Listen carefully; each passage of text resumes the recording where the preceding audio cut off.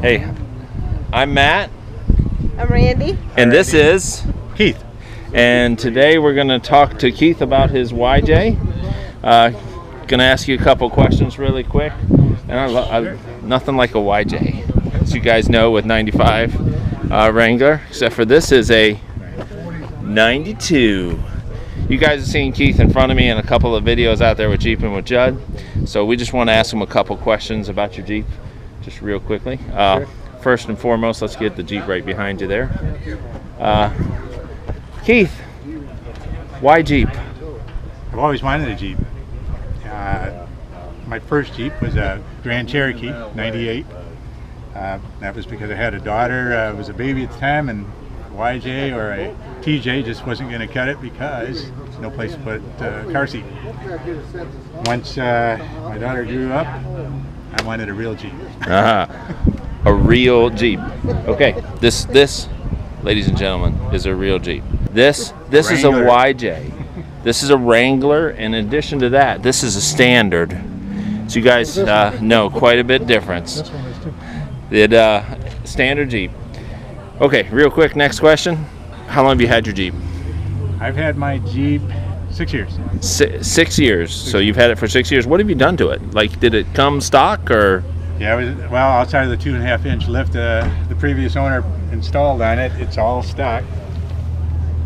2.5-inch lift on leaf springs under axle. Yes. Have you ever driven a Jeep with an over axle spring lift? No.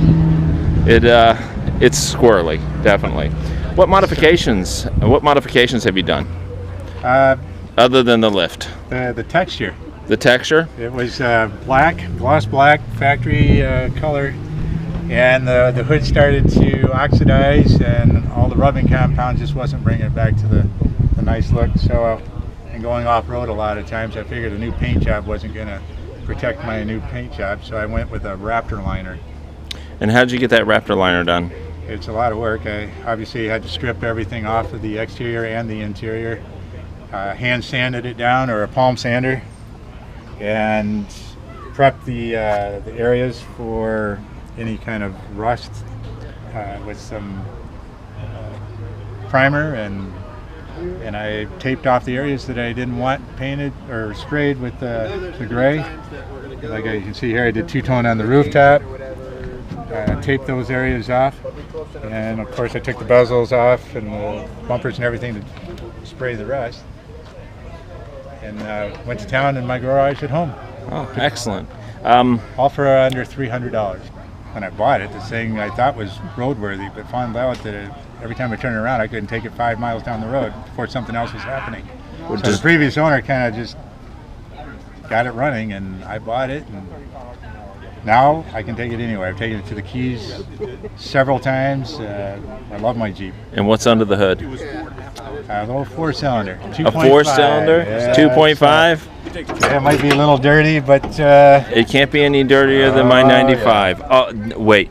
Now let me tell you, when he said a little dirty, I expected like opening mine. This almost looks like you could eat off of it. Look at that pretty red. It's red over there, red here. Nice new distributor cap wires. That's not dirty. Well, I guess it's all relative, right? Yeah, it's relative compared to. I'll make sure I edit in a little bit of under my hood so y'all can see what dirty looks like. Time to wash the engine. Daily driver for you? Daily driver for fun. I redid the whole front steering components. I got tired of grease boots squirting out grease all the time, so I changed the whole steering linkage on it. Swapped out the transmission. The other one had bad synchronizers in it. Bought one from somebody who was doing an upgrade, so put different seats in it. What kind of seats are these? You know, they're Rugged Ridge. They did the job, so they're a little more firmer than the factory seats. I had rusted springs in it and dried out foam. Yeah. So I was sitting in a hole. Well, that's excellent. And how did you get this restickered? If you're going to put stickers on a Raptor liner or any kind of bed liner, I found by using a hairdryer with light heat and applying your decal and then pressing it in with your fingers with light heat to get inside the dimples, and that's how I got it to stick. And that's been on there since December, so it's holding up pretty good. Running a CB. He's got a nice little antenna mount there. Yep. Keith is a member of the Orlando Jeep Club. He just did a fire extinguisher thing. If you're not a member of the Orlando Jeep Club, www.orlandojeepclub.com. Look them up, join up. Membership, very reasonable, and I can guarantee you'll get your money's worth out of it. I'd